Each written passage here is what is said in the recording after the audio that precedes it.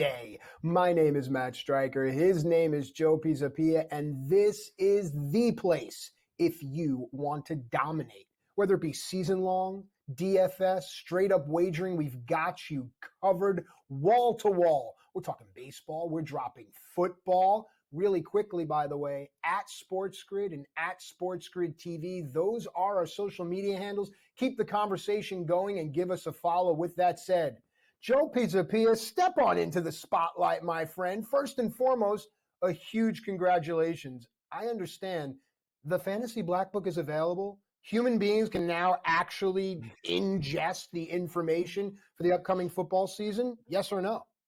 This is a fact. There were two major releases this week. Number one being the Darren Waller music video, which if you haven't seen it yet, run to the internet, run.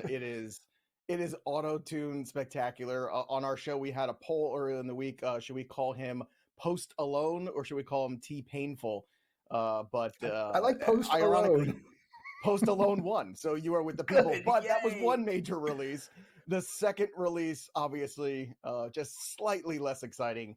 Of course, the Fantasy Football Black Book 2024 available on Amazon right now. Go get it. It's on Kindle. You get the paperback version, hot off the presses. And shout out to EJ here on our team, too, who made those amazing ecosystem graphics. So the complete ecosystem stuff's in there. The complete RPV is in the Black Book. All the profiles. Derek Brown, who you've seen on the show a million times. He did all the running back profiles. Andrew Erickson, who you've seen on the show before. My whole team doing fantastic work. Very exciting stuff. But Matt, it seems like the next 2 hours of baseball with a little bit of football sprinkled in an hour or two. It seems like the theme is just injuries. Can anybody stay healthy in Major League Baseball? Gosh, I mean, honestly, Joe, what a thing to drop in my lap. I mean, I wanted to talk about the Black Book, and for those that have never heard of it, what it is, and so on and so forth. But basically, Joe has changed the way people talk about sports, at least winners do. And that's what this show is really about, just the way we talk about a lot of these things and then the pivots. That's where we really make a lot of our money. So, yeah, can anyone stay healthy in Major League Baseball? How do we look at that conversation? Do we look at it with a negative and or do we look at it, well, when someone like Ronald Acuna goes down and everyone is reeling from the seismic effects, what do we as wagerers, as DFS players, as season-long fantasy managers, what do we do while everyone is still in that panic? So it's a great question. Can anyone stay healthy? No. How do we take advantage of it? By knowing every single backup option, having an awareness of the minors. Dude, we do Down on the Farm on this show. It's paid off exponentially, and we're just getting into June. So no one can stay healthy, Joe. Yeah, we are, as Matt said, 2 months into the season here for Major League Baseball. And to Matt's point, it's about understanding the depth, understanding the guys who can, take the most out of these opportunities that are now presenting itself. And when last we were here, Ronald Acuna was healthy. And then Sunday, I put my phone away. I said, I'm taking the whole rest of Sunday off. I'm going to barbecue. I'm going to have some cocktails. Family, friends were over. Everything. We had a great time. And then what do I see? Ronald Acuna tearing another ACL finally when I check back at about, 11 o'clock at night. So there was misery. So what happens now that Ronald Acuna is out? Well, in the short term, more at-bats for Jared Kelenic and Adam Duvall. Yippee. Great. Super excited about those things. Yeah, can I get a guy with empty power and a 298 OBP? Yeah, sure. You got two of them. Go for it. I mean, if I'm going to pick one, I'm going to pick Duvall. Both guys are available in about 80% of leagues right now, so you can add either. They're going to get some more at-bats. We'll see what happens because there's going to be a shuffle there because we had Murphy returning from the IL, which means d'Arnaud will get some more DH time. Maybe Ozuna plays the outfield too. So the Braves are one of the few teams that could lose a piece like Acuna, and you look at that lineup and you go, yeah, there's Olsen, there's Albies, there's Austin Riley, there's Marcell Ozuna. They're going to be okay. Will Ronald Acuna be okay? I think the answer is yes. I think the biggest hurdle, maybe you can attest to this better than anybody, is the fact that mentally he's already done it once, which I know it's a long, arduous road back, a lot of pain, a lot of pressure, all that stuff. But he did return from this once before and came back better than ever. After that first, shortened season that he had, ironically, people thought the speed would lag. It wasn't. The power was what lagged behind that first year back. And then last year, he has a 40-70 season. He was incredible. So as a professional athlete yourself, knowing that you can come back from this injury and be better than you were before, I mean, we're not surprised that the other ACL went. I think we all kind of thought it was a ticking time bomb anyway. But do you think that that's the biggest hurdle here, more than the physical for Ronald Acuna, is that mentally this time around, he knows if everything goes the right way, he's going to be back to being a very special player again? First off, it's such an insightful question, right? So you don't get these often. But secondly, I have a buddy of mine, Matt Cardona. Many people will recognize the name, wrestler with Zack Ryder, was recently enjoying a great financial year as an independent wrestler. So just everything he makes, he keeps, God bless him. Tore his pec.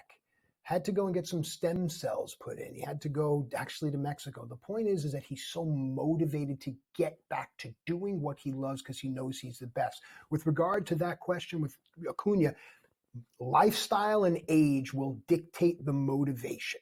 Right now, I do believe that he's fine with, I've done this before, I'll do this again, and I'm just going to do what's right. If this happens again, look, we're currently looking at a baseball landscape without Trout, without Acuna, and Ohtani doing what he does.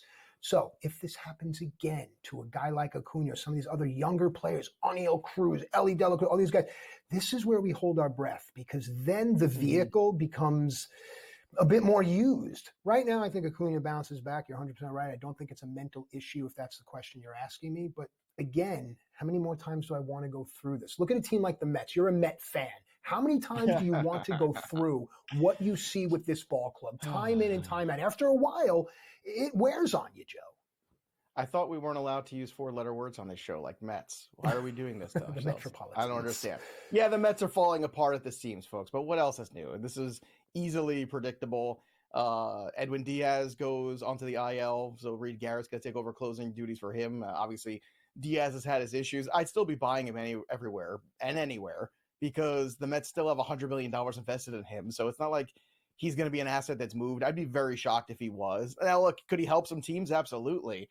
But now he's got to come back from that injury, prove he's very healthy for, the whole entire month of July before something like that might happen. I just don't see that necessarily being the case for Edwin Diaz. But the Mets are a hot mess. You have the Jorge Lopez situation going on.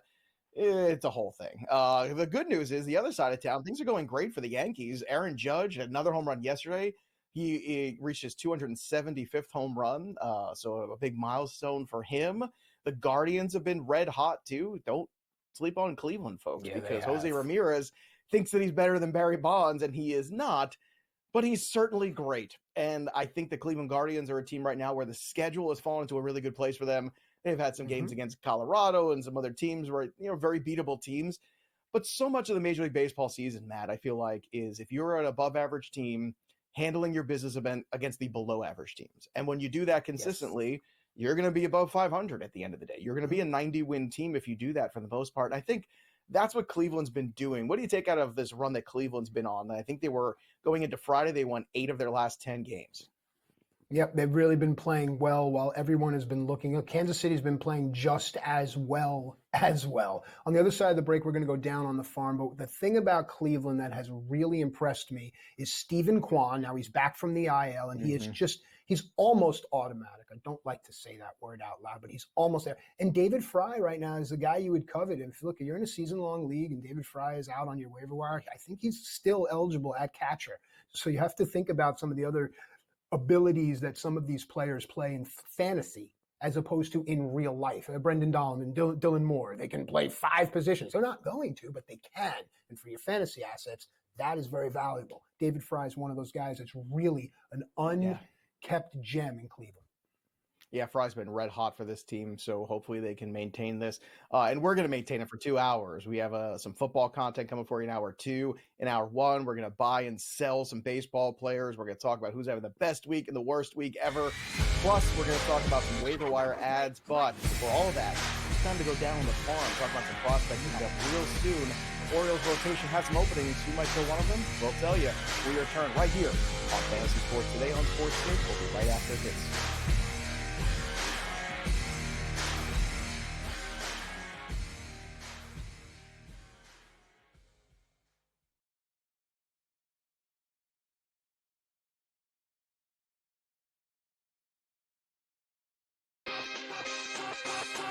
Using the parlays against one another, right, and being able to get a little bit of juice consig, I found to be a little interesting. Believe me, all the rhombuses and parallelograms are constantly trying to search and find out those things every day.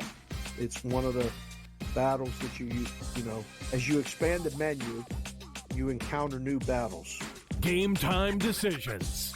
Only on SportsGrid. How fragile are these guys? It's amazing. They're supposed to be the greatest athletes in the world, and yet they can't walk and chew gum at the same time without getting hurt, for goodness sakes. That Trout injury really is a bummer too, because people thought he was going to have a big year. And I look, I don't feel bad for the Angels. I don't like Mike Trout in Anaheim. I thought he should have left when his contract was up. In-game live, prime time, only on SportsGrid. Your gut says Miami is going to win, and you should take the over. Your gut also said your NFT selfies would only go up in value. They didn't. But your head is on SportsGrid and knows the QB is in concussion protocol. The backup has a 45 QBR against the zone coverage. The New York D has the most sacks in the league. So yeah, trust your head. It's smarter to be on SportsGrid. The Warriors learn some of that split action that they run offensively and bring it to your own team. Folks, the name is Kenny Atkinson. Every time there is a job with a young core that needs to take the next step, I always think of Kenny Atkinson. Only on SportsGrid.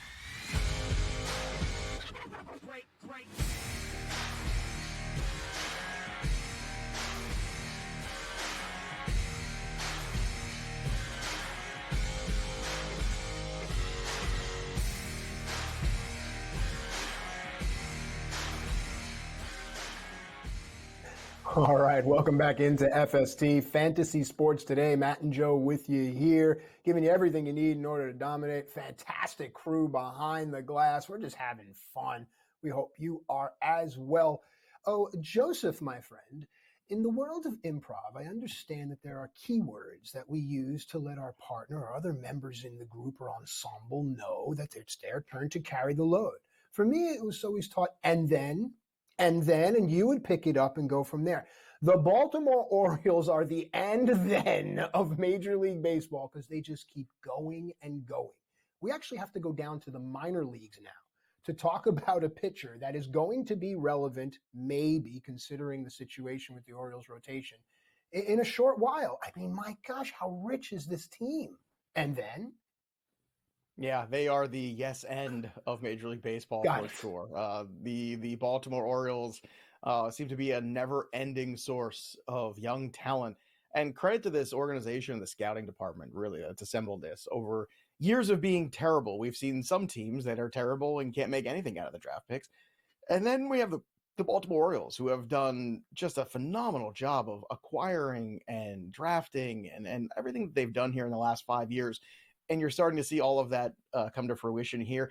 And then using some of that capital to bring in guys like Corbin Burns. Now, there was not one but two injuries to the rotation. We're going to get more into that later on. But the Orioles are now hurting a little bit in the rotation. And Grayson Rodriguez hasn't been great since he's returned from his IL stint. So after Corbin Burns right now, even Bradish got beat up a little bit yesterday. Mm-hmm. I do believe that you're going to see them at some point make a move. They're at the top of the standings for a reason. The Orioles have been great. But in the interim, before that move is made, there's a good chance that Cade Povich is going to get an opportunity here for the Baltimore Orioles sooner than later. It's very important because if you look at the stats, very good this year. 53 innings, 71 strikeouts. He's got a 2.3 ERA. He's 5-1 with a 1.06 WHIP. Fantastic numbers. But what's really important is that now he is matched up with Suarez and only a day or two off of Colt Irvin in terms of when those guys take the ball. So at some point, there's a good chance he's just going to flat out replace one of those guys in that rotation. He went 6 innings in his last start. He gave up 3 earned, but he did strike out 6 guys. Batters are hitting under 200 against him. So it's a real good chance that he is going to show up in this rotation sooner than later. And he's available basically in 80, 90% of leagues, depending on where you play. Because this is a player that's more just rostered in Dynasty. So anything you're seeing right now where he's rostered is most likely either a very deep league, like a 15-team league, or it's more of the Dynasty rostership. So this is a great opportunity to be ahead of the game, throw a buck or two on him, put him on your roster, especially if you've lost a John Means, especially if you've lost some pitchers. Now, the pitchers that are going to be available this year are going to be guys like Jesus Luzardo. He's probably the first chip to fall because we all know the Marlins are going to be out. They do match up very well. The Marlins are looking for young, controllable talent. What's it going to cost for Luzardo? We'll see.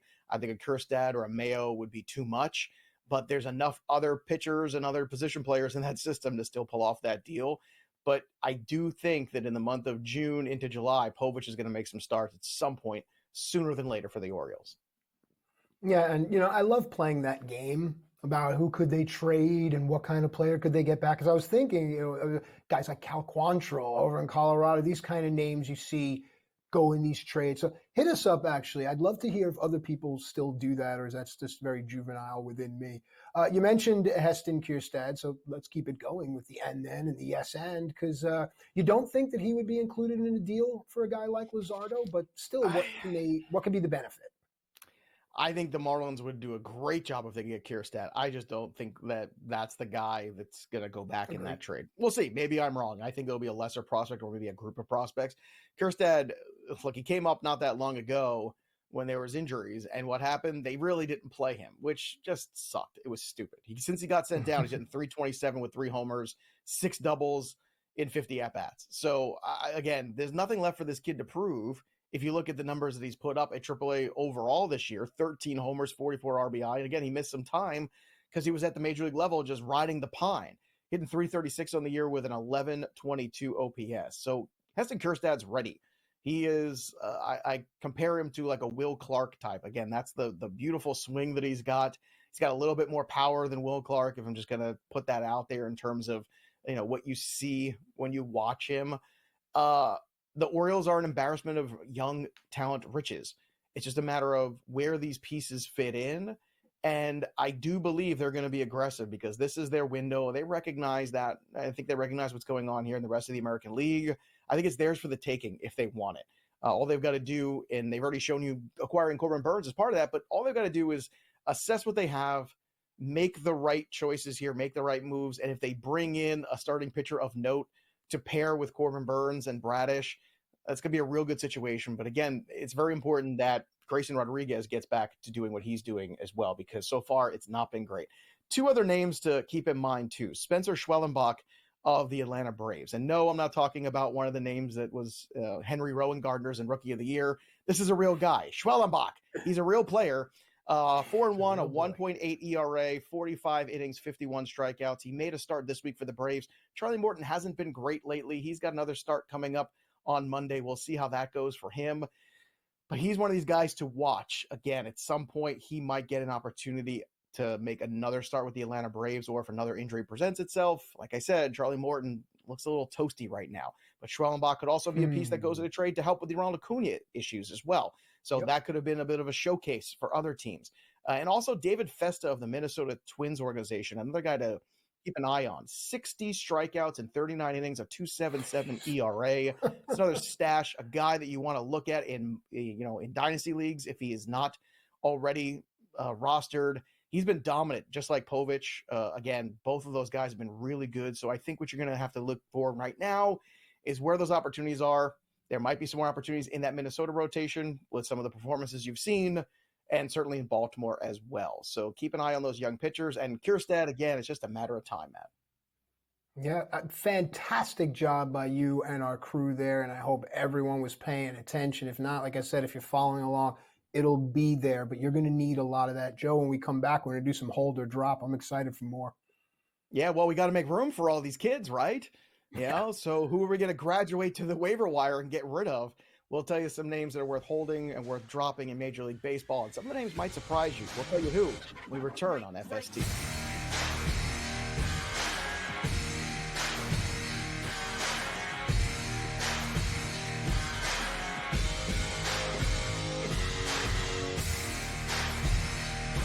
There we go.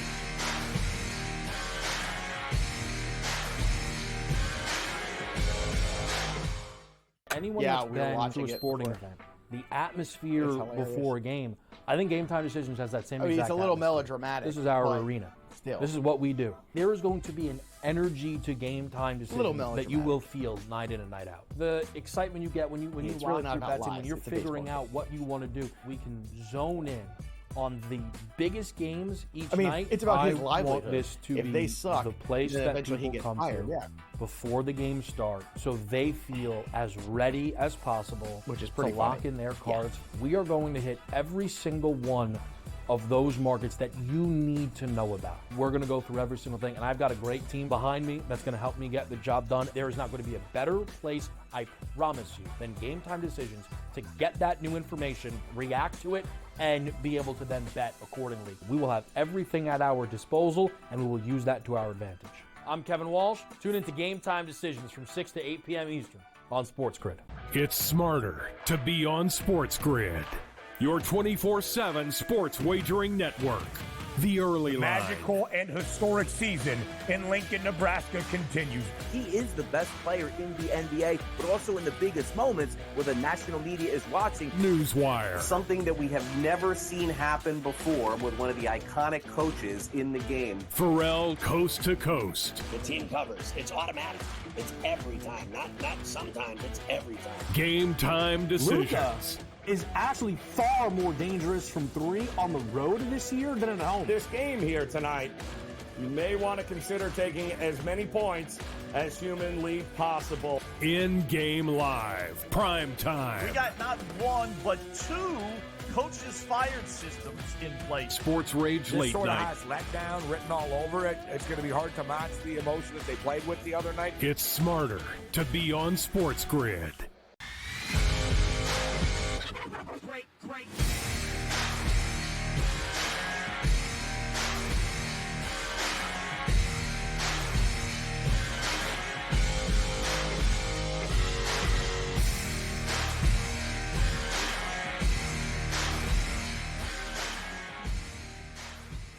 All right, welcome back into FST Fantasy Sports Today. Matt Striker, Joe Pisapia with you here. Everything you need to dominate, whether it be season-long fantasy, DFS, straight-up wagering, whatever it is, we've got you covered. Every show on this network has the insight that separates winners from losers. With that said, it's time now for FST Hold or Drop. Now, earlier in the season when we would have these conversations, they would have less urgency. But here we are now, folks. It's June, right? For those of you that play fantasy baseball season long and you go by the flag poles or the holidays, Memorial Day, July 4th, so on and so forth, we're right here in the thick of it, Joe. This hold or drop is incredibly vital and important. So where would you like to start? Well, let's start with Michael Busch, first baseman, third baseman for the Chicago Cubs, who started off red hot. Well, I mean, I was excited, and now I'm less excited. Remember, he had 6 straight days of home runs one week. That was super fun. We had a great time with that. The last month has been rough for Michael Busch. Over his last 22 games, he's hitting a .182 with a .327 slugging and a .675 OPS. Now, that's long enough where my concern here with Michael Busch is that maybe he's been exposed a little bit around the league after that hot month of April, that May has really not been great. Now, in the last 5 games, he's picked things up a little bit, which gives me a little bit of pause. But I think if you're in shallow leagues, you can drop Michael Busch. I think it's okay. I think that he will have some bounce back months here at some point in time. I still believe in the Chicago Cubs. They're starting to get healthier too. You know, Bellinger missed some time. He came back. Seiya Suzuki just recently returned too. So I do still believe in the Cubs. I still believe in Michael Busch long term. So if you're in a keeper dynasty situation, you're going to hold on to him. But the last month has been bad enough that if you're in a 10-team league, you could drop him and move on. There's certainly some other guys on the waiver wire that I think have been worth picking up and playing through. You know, we talked about Fry a couple weeks ago. Let's talk about some other things. If you've been holding Michael Busch all this time, you've missed out on a lot of those players. I think that's unfortunate in a 10-team league scenario. But what do you think? Would you hold Michael Busch, or would you drop him back to the waiver wire after a bad month of April? Well, let me address 10-team leagues overall. Excuse me, a bad month of May. Right. If you're playing in a 10-team league, I think you're shorting yourself. Let's be competitive. I say to my wife all the time, if I'm the toughest guy walking down Main Street, we need to find another Main Street. If you're the smartest guy in a room, find another room. If you're in a 10-team league, unless you're a beginner, and I get it, 10-team leagues, this is a much different conversation. Let's talk 12-team leagues overall here. Joe brought up a great point. He mentioned David Fry. And I said to you when we started the show, pay attention to the little throwaways that Joe gives you because those are the nuggets. I always, if I'm going to drop a player, even if I'm speculating, I go to the wire first. And I do the show my team in the stats section to have it comparable. Because you have RVP, right? RPV in your book. Mm-hmm. I want it to be comparable to the other players of his position, right? The player value against the position. So where am I picking someone up? Who's the replacement for Michael Bush is my first question. My second question is, where's my team? In a 12-team league, if I am any lower than 6th, the decision becomes a lot easier. But there are times you're in 6th forever, and these decisions become very hard. This next decision, though, Joe, isn't that hard because for me, this next guy has a certain hold. Thoughts?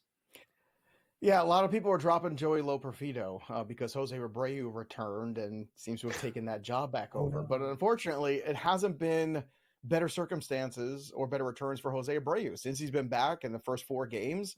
6 strikeouts, hitting .231 with a 231 batting average and a 231 OBP. So look at that.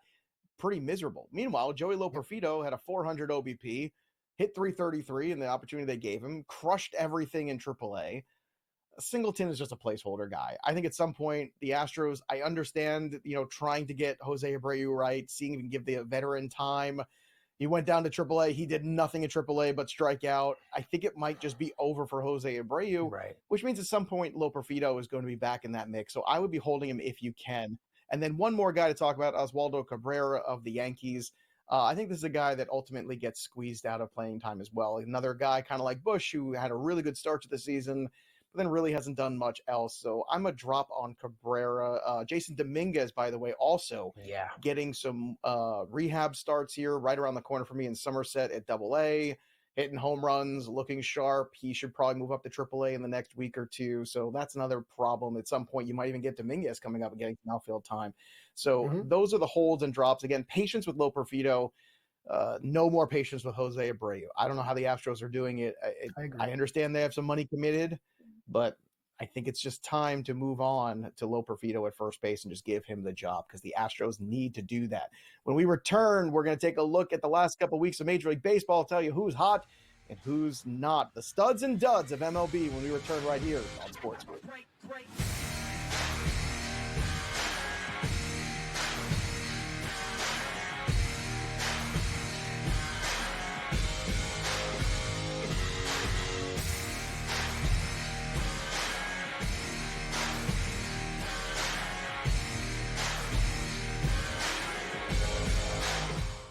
Anyone that's been to a sporting event, the atmosphere before a game, I think Game Time Decisions has that same exact atmosphere.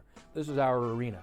This is what we do. There is going to be an energy to Game Time Decisions that you will feel night in and night out. The excitement you get when you lock your bets in, when you're figuring out what you want to do, we can zone in on the biggest games each night. I want this to be the place that people come to before the games start so they feel as ready as possible to lock in their cards. We are going to hit every single one of those markets that you need to know about. We're going to go through every single thing, and I've got a great team behind me that's going to help me get the job done. There is not going to be a better place, I promise you, than Game Time Decisions to get that new information, react to it, and be able to then bet accordingly. We will have everything at our disposal, and we will use that to our advantage. I'm Kevin Walsh. Tune into Game Time Decisions from 6 to 8 p.m. Eastern on SportsGrid. It's smarter to be on SportsGrid, your 24/7 sports wagering network. The early line. Magical and historic season in Lincoln, Nebraska continues. He is the best player in the NBA, but also in the biggest moments where the national media is watching. Newswire. Something that we have never seen happen before with one of the iconic coaches in the game. Pharrell Coast to Coast. The team covers. It's automatic. It's every time. Not sometimes. It's every time. Game Time Decisions. Luka is actually far more dangerous from 3 on the road this year than at home. This game here tonight, you may want to consider taking as many points as humanly possible. In-game live, prime time. We got not one, but 2 coaches fired systems in place. Sports Rage This Late sort of Night. has letdown written all over it. It's going to be hard to match the emotion that they played with the other night. It's smarter to be on SportsGrid. Great.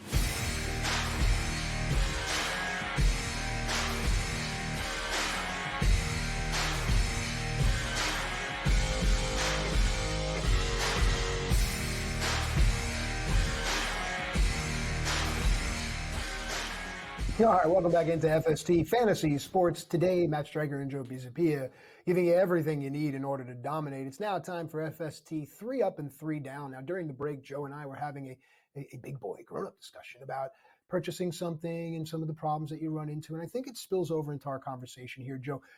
A lot of times, if you cannot get a number, if you can't have transparency, if you can't see statistics and results, it's hard to put a price on something in the interest of, say, buying a house or buying a business. But with baseball, football, sports, we have stats. But the unique way that you, Joe Pisapia, look at the stats, to me, really opens up the books, to use a business term. So 3 up and 3 down. Let's open up the books and look at Corey Seager's last 15 days and see if this is a business that we'd be interested in buying.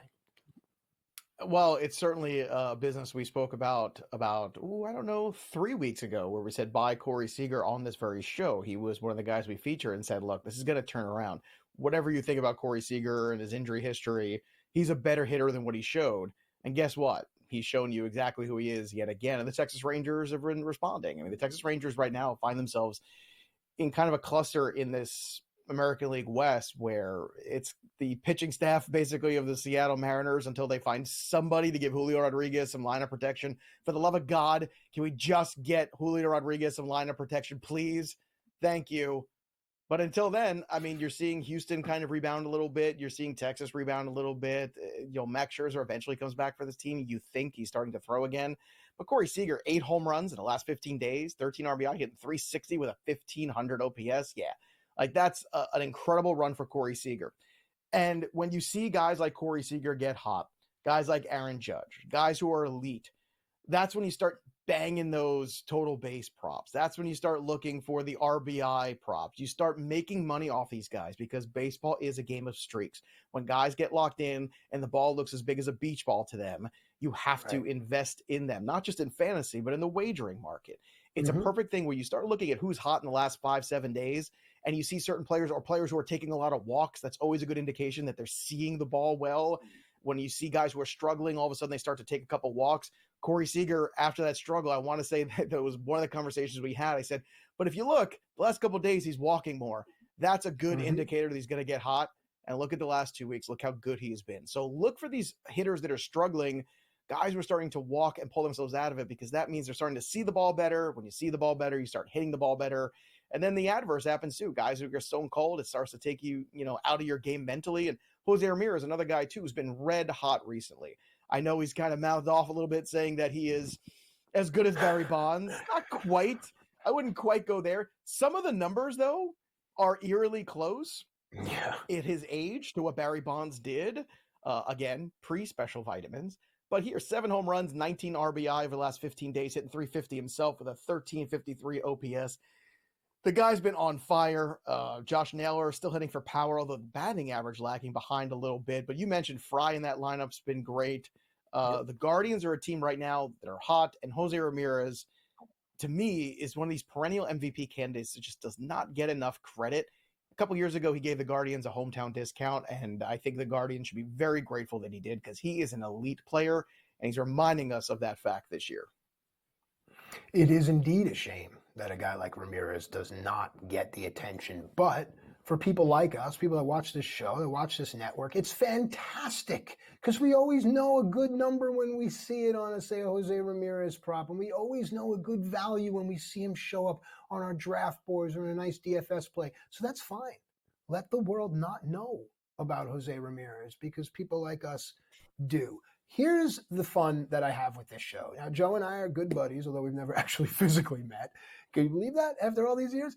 Joe and I don't know. Are we going to disagree on this next one, dude? Everyone is up Jack's Flaherty. And maybe it's because, like you said, I'm a Cardinal fan and I've seen him for what he is. Thank you for appreciating that.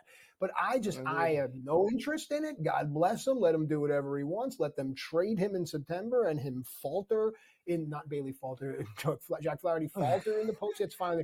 I don't believe Jack Flaherty. Talk to me, dude. I mean, I don't know what more he has to do for you to believe in him. I understand, I understand he's not this guy. Fan. He's not this guy. Well, he was he's somewhere in between. This guy. At one point, he was this guy for the Cardinals, and then injuries derailed him, and confidence got shaken. He might be the perfect case of change of venue. Sometimes it's everything. A different voice in your head, a different pitching coach, different staff. What are you doing well? What aren't you doing well? What do we have to maximize? I mean, you're looking here in the last couple of weeks, but it's really been all season. But in the last 3 games in particular, 19 innings, 27 strikeouts, 4 walks, a 2.37 ERA. The guy has been unbelievable. And I understand you're waiting for the shoe to drop, but we keep doing this over and over and over again. And he's one of the most traded guys that we've had in Major League Baseball. The only thing I can say is the 3.46 ERA that he's got, I'm looking at it right now. The xERA is 2.5. The FIP is 2.79. The xFIP is 2.04. He might be even better than you realize he's been this year. So I know that's tough for you, being a St. Louis Cardinal fan that has watched Jack Flaherty struggle for the last few years. Fan. Look, is there going to be some regression? Probably. But you got Jack Flaherty for nothing in a draft or off the waiver wire in a shallow league. I think it just ride this wave. He's probably more valuable to your team the way you acquired him than he is via trade, unless somebody really overpays for Jack Flaherty. And they might. They just might. Okay, I will agree with that. Here's the thing I'm going to tell you, everyone out there that'll listen. That first bad start is the one, because by the time you realize it, because here's why. I watched Jack Flaherty pitch. The Jack Flaherty that you were talking about that was so great, threw first pitch strikes. He wasn't afraid to do that. Then you mentioned the confidence of it. He was dancing around, and then everyone was saying, now he's starting to throw first pitch strikes again. Watch these starts. What happens when guys start swinging and then he gets afraid to throw strikes again? That's the Jack Flaherty I know, and that's the Jack Flaherty you will see after the first highest K per 9 of his career. First pitch strikes. Of course. Yeah. Of course. 11.97 Ks per 9. Come on, Matty. Believe. Let's go. You're smart. You know baseball. Before we get into Aniel Cruz, and this is why we do this show, first pitch strikes are always going to lead in a percentage to the higher strikeouts, okay? Jack Flaherty is not that K per 9 guy, and once he can't throw first pitch strikes or doesn't have the confidence in which to do so, he will regress, I promise you, and he will become like everyone else. Yeah, he'll be okay. He's not as bad as everyone thought, but he's not as good. Let's talk about Aniel Cruz here, because I think Aniel Cruz is a lot better than what his numbers are showing, but we're kind of running out of time here, literally and figuratively. I could feel you warming up, stretching for the victory lap on Jack Flaherty's bad start coming this week, probably. I could just feel it. Next Sunday, Matty's going to take a hard lap on that victory lap on Jack Flaherty at some point. Some of the guys going wrong, Aniel Cruz. I don't know, Matt. I mean, maybe he isn't as good as we hope he is. This is a certain point where now you start to worry. He didn't play baseball for a whole year last year because of an injury. His last 15 days, no homers, 19 strikeouts, and a $1.62. Look, the Pirates, we've been down this road before with some of their prospects. Gregory Polanco was a can't-miss guy. Well, he missed. You get guys like this sometimes in this organization where they just have not become the dude. We're going to talk about another guy, another one of their high draft picks coming up in the waiver wire segment that does look like he is hitting right now, and maybe somebody to add. But Cruz right now, maybe a buy him in Dynasty, but right now in redraft leagues, I have specific concerns. Corbin Carroll, who went ahead of Jose Ramirez in pretty much every single draft this year, he continues to struggle. It's been another bad month for him. No homers, 4 RBI in the last 2 weeks, 18 strikeouts, hitting under 200 with a 640 OPS. I don't understand this. It's just really puzzling. Sophomore slump, maybe, but they have figured out Corbin Carroll, and he has yet to make adjustments back. And Pablo Lopez, this is the one where I think it's an outlier. I'd be buying Pablo Lopez. You look at the stats for him. The ERA is at 12 over his last 9 innings in 2 games. The whip is at 1.76. Pablo Lopez's strikeout rate is still very strong. The strikeout to walk rate is incredibly good. You buy Pablo Lopez. He just has stretches like this. This is who he is. This is why he's not a true fantasy ace. Probably a notch below, but a guy certainly you want in your rotation. So buy on Lopez with Carroll, with Cruz. I don't know. It's a tough situation here. I still believe long-term in Carroll. Cruz, I'm not sold on. More baseball when we return right here on FST.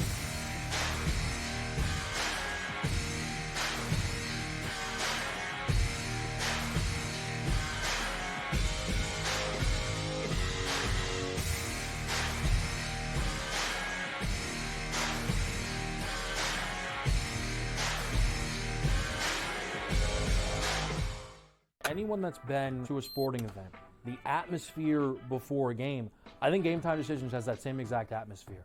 This is our arena. This is what we do. There is going to be an energy to Game Time Decisions that you will feel night in and night out. The excitement you get when you lock your bets in, when you're figuring out what you want to do, we can zone in on the biggest games each night. I want this to be the place that people come to before the games start so they feel as ready as possible to lock in their cards. We are going to hit every single one of those markets that you need to know about. We're going to go through every single thing, and I've got a great team behind me that's going to help me get the job done. There is not going to be a better place, I promise you, than Game Time Decisions to get that new information, react to it, and be able to then bet accordingly. We will have everything at our disposal, and we will use that to our advantage. I'm Kevin Walsh. Tune into Game Time Decisions from 6 to 8 p.m. Eastern on SportsGrid. It's smarter to be on SportsGrid, your 24/7 sports wagering network. The early line. Magical and historic season in Lincoln, Nebraska continues. He is the best player in the NBA, but also in the biggest moments where the national media is watching. Newswire. Something that we have never seen happen before with one of the iconic coaches in the game. Pharrell coast to coast. The team covers. It's automatic.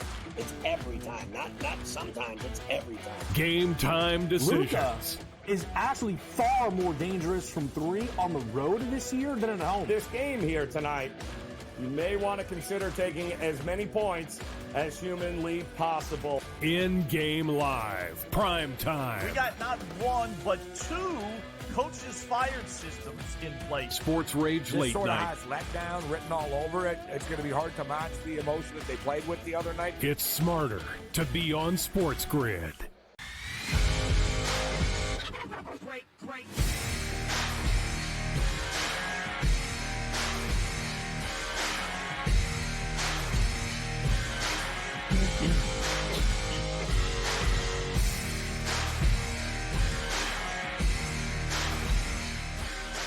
Hey, all right, welcome back into FST Fantasy Sports Today. Matt Striker and Joe Pisapia with you here, giving you everything you need in order to dominate. We're going to talk some baseball. We're going to talk some football in a little bit as well. But during the break, we were talking some pro wrestling, talking about my good buddy Matt Cardona, known as Zack Ryder, some WWE fans. And of course, if you don't know, Joe's got a great, insightful podcast. Actually, I think is that the first time you and I ever met was doing the In This Ring podcast. Is that correct? Maybe it you might remember? have been. Yeah, I think so. We spoke. You slid into my DMs about the Black Book. I remember we were big baseball nerds, and I said, "Well, I'm a big wrestling nerd, so this all works out." And then you came on the show once or twice, which was really nice of you. You know, It's so nice when you get big stars like you appearing on little old humble podcasts like In This Ring. But yes, In This Ring, great wrestling podcast. Check it out. It's a good time. But I'd love to have you back on. But the problem is, you know, you're too busy watching, you know, Thomas the Tank Engine and Bluey. You really don't have time to watch wrestling anymore, I feel like. Well, I will say this, for those that don't know, I firmly give credit to guys, names like Colt Cabana and Zack Ryder. I think they truly ushered in a new age of media, especially in pro wrestling and in pro sports. Now everyone has a podcast. Now everyone is doing it. For my money, those were the first guys that really brought it in. And Joe, if you do start a new endeavor, I think I'll agree to watch a particular show or a particular match. I can't invest in all of the content that's out there. I'm watching too much baseball and football for shows like this, but we'll talk about that a little bit more and keep the people abreast of if you and I are going to go into business. I think we should do it right here on the doing a network. wrestling I think they should at least let us do some PLE specials here on the network, especially since in some places you could be wagering on this. And guess what? My wagering record in WWE, very, very good over the last couple of Well, there PLEs, it is. just saying. I'll do that. I agree. Here's my binding contract. We do a show, Greg, Mike, everyone at SportsGrid, we do a show, some type of pro wrestling oriented wagering show. Joe and I'll do it. We're all set. Okay, let's do some baseball here. Buy low. Now, that is not just a name of a wonderful martial artist. And if you get the reference to the movie, please hit me up on social media. But it is how we make our money in season-long fantasy baseball. Let's start in Tampa. What's going on? Who are we targeting? Look, we did this about a month ago with Randy Arozarena, and I just want to bring it back again because you can still get him for pennies on the dollar. Maybe it was nickels. Now it's pennies. It's a guy with 3 straight years of 20 home runs. And look, he's a guy that's going to hit 260 with 20 home runs at the end of the day, and he's going to steal you around 20-something bases, right? That's who this guy is. Well, he's still on pace for the home runs and the speed. So I want all that stuff. Eventually, the batting average is going to come back around. It is a very peculiar set of circumstances. Perhaps he's hiding an injury. I don't know. He's not a 160 hitter. He's a career 250 hitter. So eventually that's going to come back around. He's going to play to the back of his baseball card. Mm-hmm. I wish Junior Caminero was healthy because then he could certainly come in and help him. But unfortunately, he's not. And certainly lineup protection is not great when it comes to Tampa. But Randy Arozarena continues to be one of these players that I know the first third of the season's been miserable. We got 2/3 of the year left. Randy Arozarena last year was red hot going in from the first half of the All-Star game. You remember that? He was a guy who was crushing life, crushing the home run derby. So this year, maybe he's just having his cold months in the beginning of the year. Either way, I've seen too much good for 3 straight years of Randy Arozarena to write him off. So I still want to trade for him. So he is a buy low candidate yet again on this program. I love what you did by bringing up the home run derby, because now I'm starting to think, I want to see, there's always a guy that enters the derby that finds his swing and goes on to have a monster second half. So let's keep a futures wagering eye on whomever is going to enter the derby. But I'm with you, man. As, again, a Cardinal fan, I know Arozarena well. Just a wonderful talent. I mean, imagine him on a team like Seattle. Something like that would just really be wonderful. All right, for my Monty Python fans, I fought in your general direction. Let's talk Brandon Pfaadt here, because starting pitching is always going to be a commodity. Is Pfaadt the guy? You smell what he's cooking? It's Pfaadt, just to make sure everybody is hearing it correctly here, because we're also on the radio as well. So I know sometimes the translation isn't correct. Brandon Pfaadt has been really solid this year. Strikeout rate is good. In fact, if you look at Brandon Pfaadt's numbers and take away the wins and losses next to Shoto Imanaga's, because it's a practice I just did recently, they're not that far off. And everyone's, like me, is talking about Shoto Imanaga being this incredible thing. The other thing to keep in mind when you're looking at Brandon Pfaadt's numbers is, even though that ERA is still around 4, the xERA is 2.86. The FIP is 3.25. The xFIP is 3.67. So he is in a situation where these numbers are even better than you realize. And Brandon Pfaadt has been good since the end of last year into the playoffs and now into 2024. So he has turned a corner. The Diamondbacks might be struggling, but Brandon Pfaadt is not. And that ERA is going to continue to come down, down, down. The strikeout rate is exactly, where you want it to be for him. It could be a little bit higher. If it's right around 9 per 9, that's good. We want it to be great. But if he's going to be a better pitcher, with it being a little lower and not trying to strike out the world, I'll take that. That to me is the maturation of a young pitcher, and eventually that'll come back around. I don't want to spend too much time on this last one, this next one, I should say, Pablo Lopez, because we already talked about that. But just to reiterate, Pablo Lopez is a pitcher you should be buying everywhere. He's had a rough stretch. Agree. He is much better than he has pitched this year. There's another guy, too, who's better than he's pitched this year, and he didn't have an offseason properly in spring training. He came in late, and Blake Snell has basically said, it definitely has taken its toll on me. So to me, it's not that I love Blake Snell necessarily as a fantasy asset, because he has been a very erratic, enigmatic one, a guy who can win a Cy Young and then post a 4.8 ERA the next year in multiple times. But I feel like on principle, you buy Blake Snell for the rest of season. What do you think about these principles here? Do you buy Blake Snell just simply on the body of work? Of course.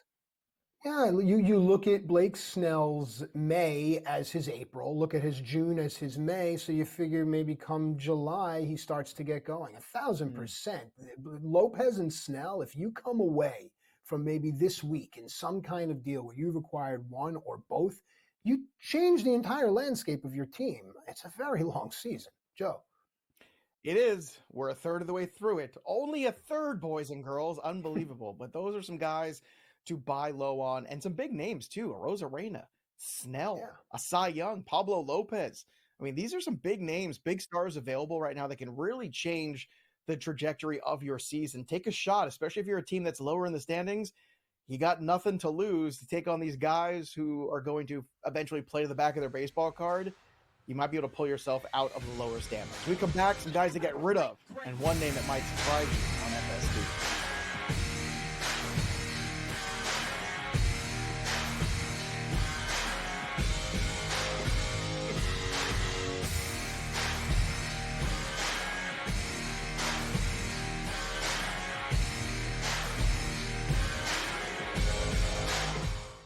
Anyone that's been to a sporting event, the atmosphere before a game, I think Game Time Decisions has that same exact atmosphere. This is our arena.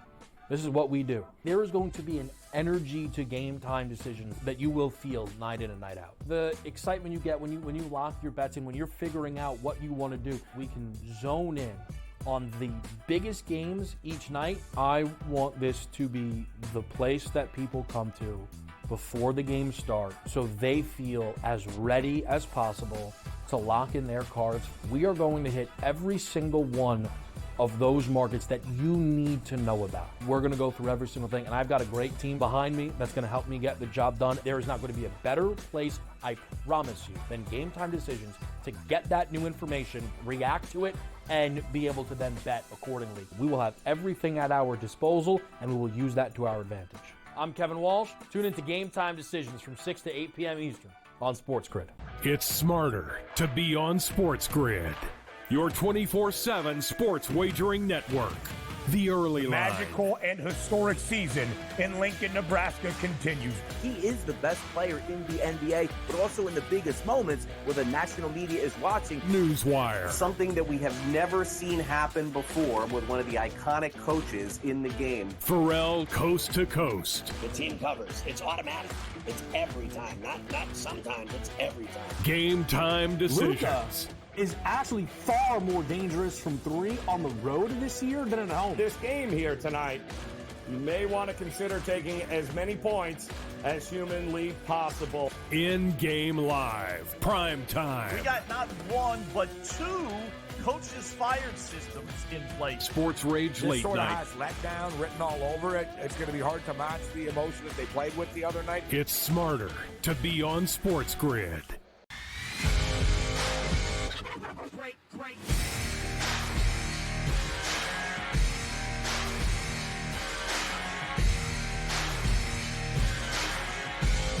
Platform play.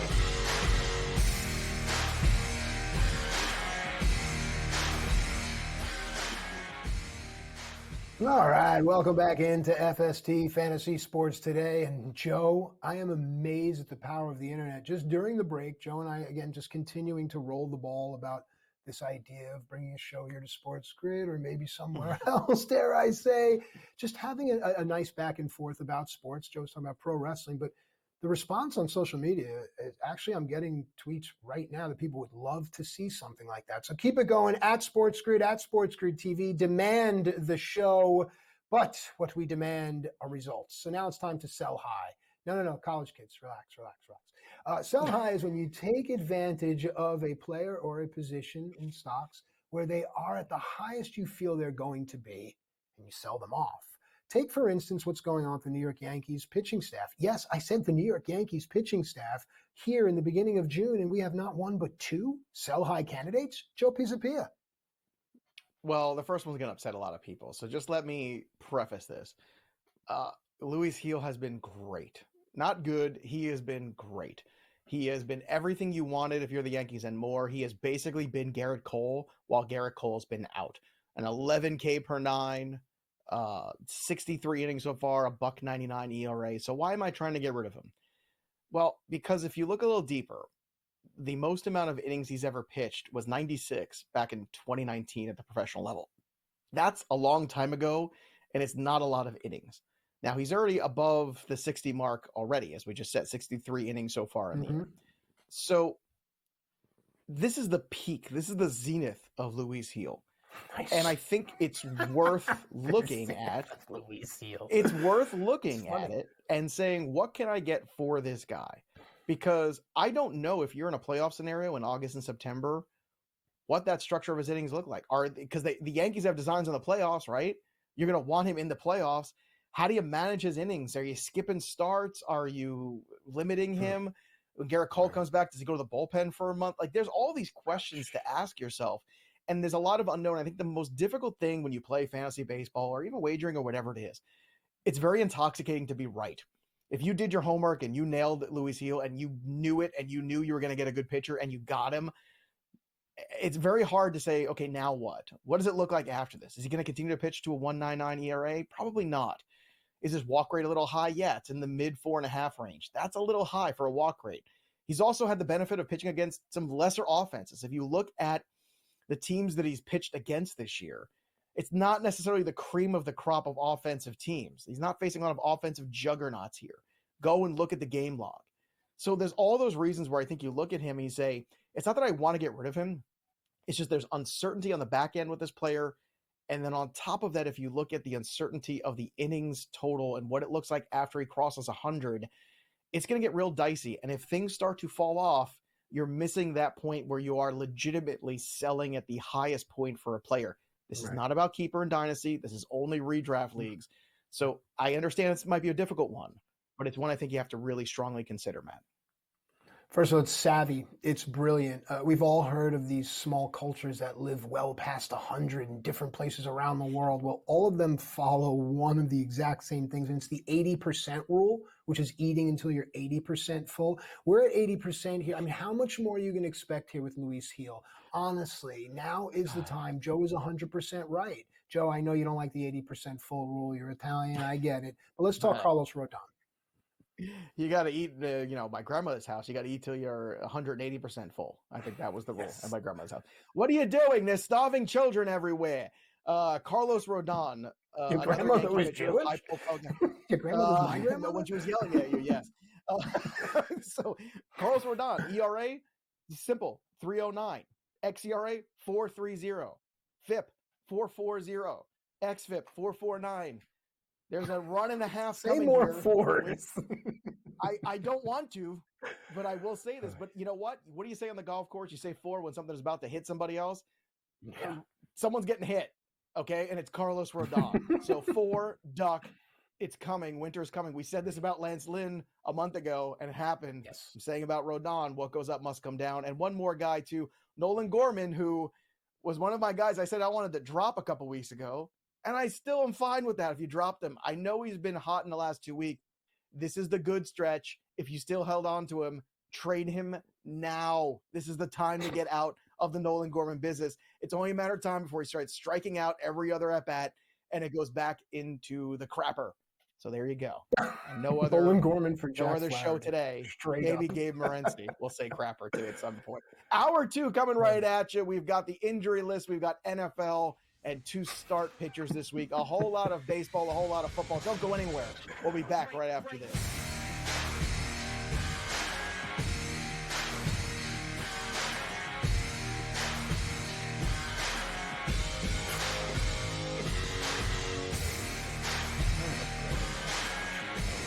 So maybe it's just me. Maybe I'm the only one that thinks this is good. Sussman's a big wrestling guy. So Sussman is like very for wrestling content. Using the parlays but if you can wager on it, you can sell it to and being able to get a little bit of juice. Well, you can wager. I found to be a little interesting. Believe me, all the rhombuses and parallelograms are constantly trying to search and find out those things. And you only have to watch that one thing because it's one of the it's one match and it's one classic. And the classic stuff, to encounter that's battles. my forte. Game time decisions. Well, that's what I mean. It's like you only on SportsGrid. And what's great about the classic stuff is that it's all accessible on the network. How fragile are these guys? It's amazing. You They're can supposed pull to up be the greatest athletes in the world, and yet they can't walk and chew gum at the same time without getting hurt, for goodness sake. Yeah. I said, well, there's and I can show you you a bummer too because people thought he was going to have a big year. That's and you can Sherpa me into this new, because honestly, like Mike Trout in Anaheim. In 4.5 years, I mean, I started a brand new life, and I have to make a choice. In-game live, prime time, only on SportsGrid. You can show me. But I think the appeal is the controversy. Your gut says Miami is going to win, and you should take the over. But your gut also said we need to have a watered-down version, a watered-down version of that from one of us. The other one has to take Matt, I listen to that show every day. every day. Backup has a 45 QBR against the zone. The secret sauce is their New York team has the most sacks in the league. They have a good time with each other. They make each other laugh. They make you laugh. It feels like two friends talking about wrestling. That's the fucking secret sauce of that show. The It's Warriors also his incredible learn some of that split action that they run offensively frightening and bring it to your own team. References that he's able to Folks, pull, and you feel the name like is you're Kenny learning so much Atkinson. about the business, about stuff. Every time there is a job done everything. But with a the young secret sauce core is that that The needs secret to sauce is take their the next relationship. step. You know, it's the personalities. I always Right. We've been doing it so think young. of Kenny